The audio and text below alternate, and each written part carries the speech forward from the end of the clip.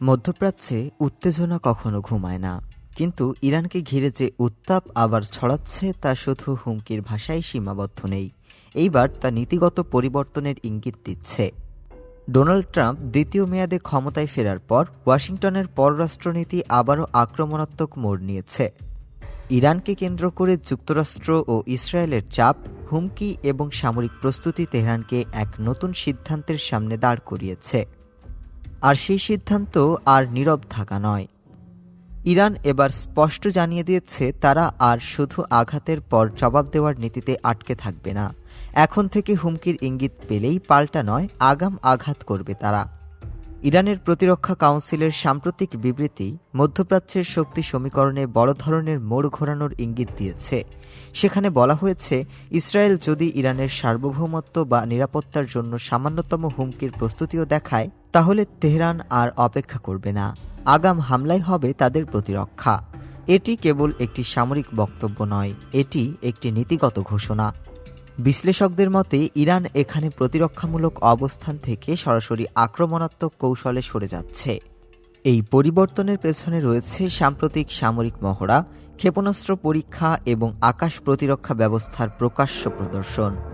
বার্তা পরিষ্কার, তেহরান এখন প্রস্তুতির রাজনীতি করছে, কিন্তু এই কঠোর অবস্থানের পেছনে লুকিয়ে আছে গভীর অস্থিরতা। ইরানের ভেতরে অর্থনৈতিক সংকট তীব্রতর রূপ ধারণ করেছে। মুদ্রার অবমূল্যায়ন, লাগাম ছাড়া মূল্যস্ফীতি আর কর্মসংস্থানের অভাব সাধারণ মানুষের ক্ষোভকে রাস্তায় নামিয়েছে। দেশজুড়ে বিক্ষোভ ছড়িয়ে পড়েছে, নিরাপত্তা বাহিনীর সঙ্গে সংঘর্ষে হতাহতের খবরও আসছে।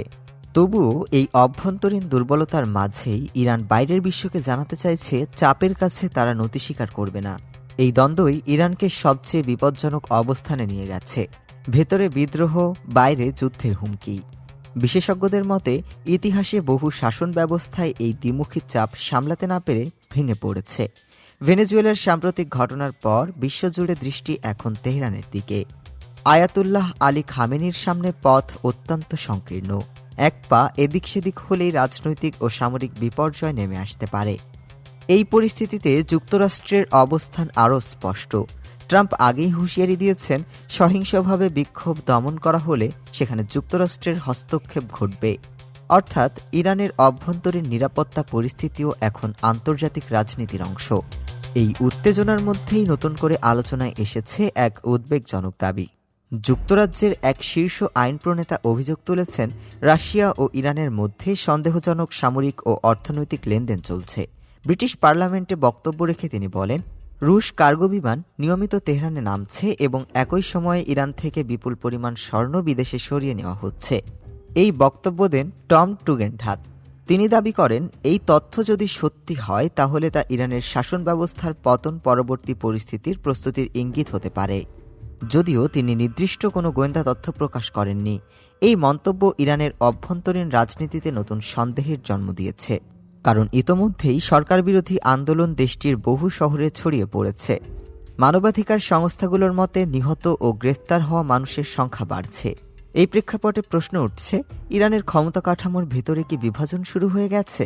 শীর্ষ পর্যায়ে কি ভবিষ্যৎ অনিশ্চয়তার আশঙ্কায় বিকল্প পথ খোঁজা হচ্ছে?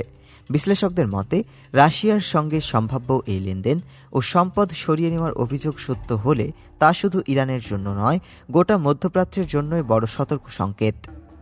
কারণ তখন সংঘাত আর কেবল ইরান ইসরায়েলের মধ্যেই সীমাবদ্ধ থাকবে না, তা ছড়িয়ে পড়তে পারে বৃহত্তর শক্তির খেলায়। আজ মধ্যপ্রাচ্য দাঁড়িয়ে আছে এক বিপজ্জনক সন্ধিক্ষণে। একদিকে যুদ্ধের প্রস্তুতি, অন্যদিকে ভেতরের বিস্ফোরণ। এই দুই সংঘর্ষ যদি একসঙ্গে ঘটে তাহলে তা আর নিয়ন্ত্রিত থাকবে না, এমনটাই আশঙ্কা করছেন সমর বিশেষজ্ঞরা। ইরান বলছে তারা যুদ্ধ চায় না, কিন্তু তারা যুদ্ধের জন্য সর্বদা প্রস্তুত।